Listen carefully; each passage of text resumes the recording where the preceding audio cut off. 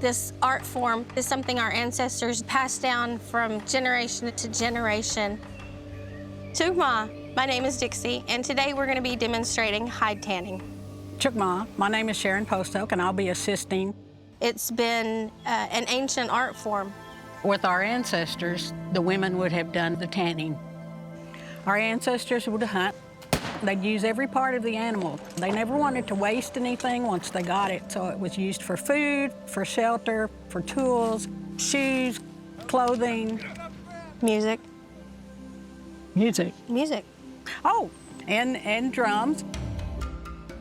There are other processes that have developed since then, but this is the traditional way. The first step is removing the hide from the deer. You want to remove as much as possible and the largest piece you can. There's two processes that you can use. You can use a dry scrape, which you just put it on a frame and you stretch it out, and that way you can scrape both sides, the inside and the outside layer that has the hair. You want all of that taken off. There's another process that involved a lot of water, and so they would put it in a stream, and the water would eventually take the hair off. And it actually takes the hair off very smooth. It can take many days. One of the most difficult parts is the scraping of the hide. You use a tool like this, and you have to manually scrape it back and forth until all the membranes are off of the hide. It takes a lot of physical strength and attention to detail. And this is another scraper. It's rounded.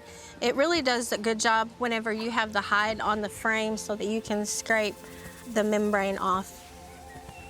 We also have a knife, which is good for cutting certain pieces off of the hide that you don't need or that you know is not going to get tanned. And it's also good for poking the holes for whenever you need to tie it onto the frame and stretch it.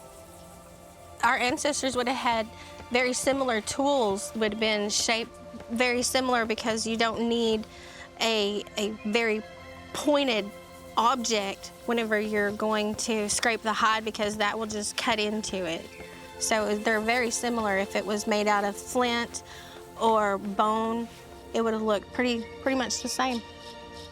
After you have the membrane on the outside and the inside taken off, what you need to do is take the brains and you're gonna rub it into the hide that's on the frame to kind of loosen it, because it will be rather stiff. You want it loosened so that you can take it off of the frame and stick it into the brain solution. Every animal has enough brains to tan its own hide. It's the proteins in the brain that actually makes it soft. Then you would wring it to soften up the hide. You'd have to wring it over and over, and this takes quite a bit of time because you want it to be soft and supple. Once you have the hide fully saturated and kind of wrung out from the brain solution, you're going to stretch it. And whenever you stretch it, it's actually softening the hide. So the more you stretch it, it's gonna get a little bit larger, but it's gonna soften it up and make buckskin. The next step is to take the hide and tie it on the frame so that you can stretch it a little bit more after you're stretching and wringing. You get a bigger hide whenever you put it on the frame. You can stretch it using just your hands, but it'll be a smaller hide. So whenever you put it on the frame, you use a blunt object like a shovel, and it will actually make it bigger and softer. If you leave it on the frame after you've stretched it, it's a really beautiful white color. And if you want to smoke it to give it any type of a coloring, what you're gonna do is you're gonna build a fire and put dry wood on it so that it's not a flame, it's just smoke. You're gonna hold the hides over the smoke, and that's actually gonna give it the coloring. And the longer you hold it over there, the darker it's gonna get. And it helps it to last longer and Waterproof it? It does waterproof it. At the end of the process, you have a nice large piece of processed leather that you can create many new things with. Or you can just use it to remember the skill that you learned. This is the way of our ancestors, and we need to pass this down to the younger generation.